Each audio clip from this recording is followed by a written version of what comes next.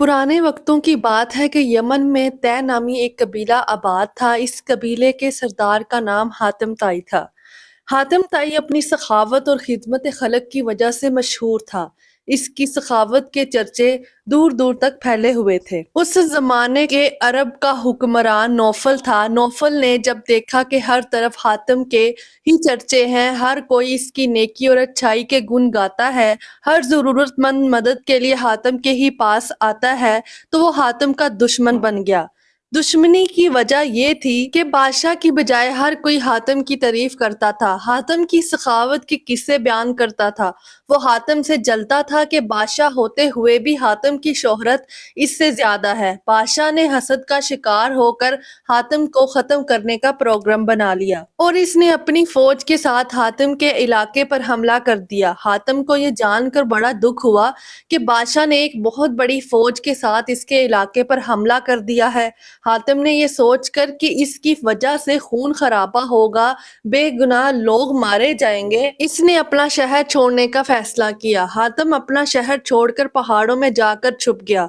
बादशाह अपनी फौज के साथ जब शहर में दाखिल हुआ तो किसी ने इसकी फौज का मुकाबला ना किया, क्योंकि हातिम ताई शहर छोड़कर चला गया था। बादशाह ने हातिम का तमाम मालो असबाब लूट लिया। इसके साथ ही बादशाह ने ये ऐलान कर दिया कि जो शख्स हातिम को ढूंढ कर लाएगा, इसको बहुत बड़ा इनाम दिया जाएगा।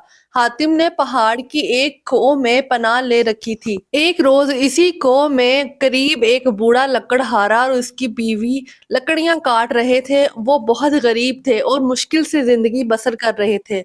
रोज रोज की मेहनत और मुशक्कत से तंग आई हुई लकड़हारे की बीवी हसरत से बोली, काश हातिम ताई हमारे हाथ लग जाता तो हम इसे बादशाह के हवाले करके इनाम पा लेते और हमें रोज रोज की इस मुसीबत से निजात मिल जाती।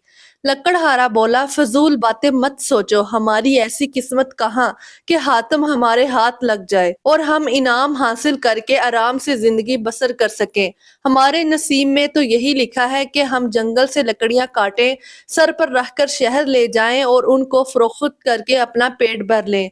हातिम ताई को के अंदर बैठा ये बातें सुन रहा था। ये सोचकर हातिम दिल में खुश हुआ कि चलो इस बेसरो सामानी की हालत में मैं भी किसी के काम आ सकता हूँ। चनाचे वो कोह से बाहर आया और बूढ़े मियाँ बीवी से बोला, मैं ही हातिम हूँ, मुझे बादशाह के पास ले चलो और इसके हवाले करके इनाम हासिल कर लो। जल्दी करो, अगर किसी और ने मुझे देख लिया तो फिर तुम हाथ मलते रह जाओगे। हातिम की बातें सुनकर लकड़हारा बोला, भाई तुम्हारा बहुत शुक्रिया, बेशक हम गुर्बत के सताए हुए हैं, मगर हम इतने जालिम नहीं कि तुम्हें बादशाह के हवाले करके इनाम हासिल कर लें। हम इसी तरह मेहनत मजदूरी करके जिंदगी के दिन काट लेंगे, अपने आराम की खातिर हम ये जुल्म नहीं करेंगे। हातिम ने कहा, अरे भाई ये जुल्म नहीं, तुम मुझे जबरदस्ती पकड़कर तो नहीं ले जा रहे हो, मैं तो अपनी खुशी से तुम्हारे साथ जाने को तैयार हूँ। मेरे ऊपर तुम्हारा ये एहसान होगा कि तुम मुझे नेकी और खिदमत का मौका दोगे।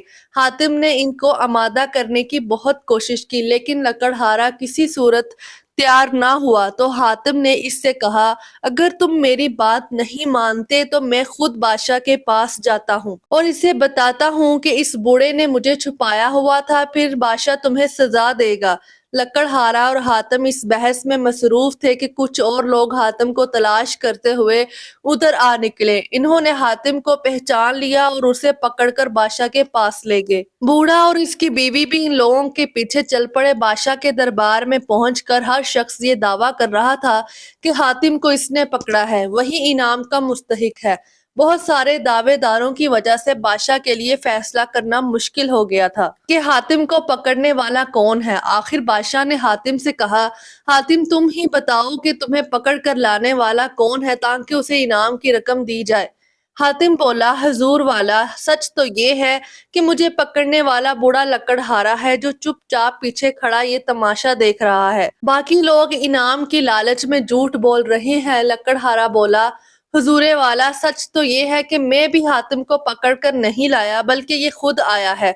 फिर लकड़हारे ने बादशाह सलामत को तफसील से सारी बात बताई कि किस तरह लकड़ियां काटते हुए इसकी बेगम ने कहा था कि अगर हातिम उनको मिल जाए तो वो उसे बादशाह के हवाले करके इनाम पाए। اور مصیبت کی زندگی سے نجات پائیں۔ حاتم ہمارے باتیں سن کر پہاڑ کی کوہ سے نکل آیا اور اصرار کرنے لگا کہ ہم اسے بادشاہ کے پاس لے جائیں اور انعام پائیں۔ ہم جب حاتم کو کسی طرح بھی لانے پر تیار نہ ہوئے تو وہ خود ہی آپ کے پاس آنے کے لیے چل پڑا۔ دوسرے لوگ تو ویسے ہی چل پڑے تھے، اب یہ سب انعام کی خاطر جھوٹ بول رہے ہیں۔ بادشاہ کو جب حقیقت معلوم ہوئی تو اس نے حاتم سے کہا، میں تمہاری شہرت سے تمہارا دشمن بن گیا تھا، مجھے اپنے کیے کا افسوس ہے۔ تم واقعی عظیم انسان ہو جو ہر حال میں دوسروں کی مدد اور خدمت کے لیے تیار رہتے ہو۔ میں تم سے اپنے کیے کی معافی مانگتا ہوں۔ اس کے بعد بادشاہ نے لکڑہارے کو انعام دیا، جھوٹے دعوے داروں کو سزا دی اور حاتم کا سارا علاقہ اسے واپس کرنے کا اعلان کر دیا۔ مجھے امید ہے یہ کہانی آپ لوگوں کو پسند آئی ہوگی۔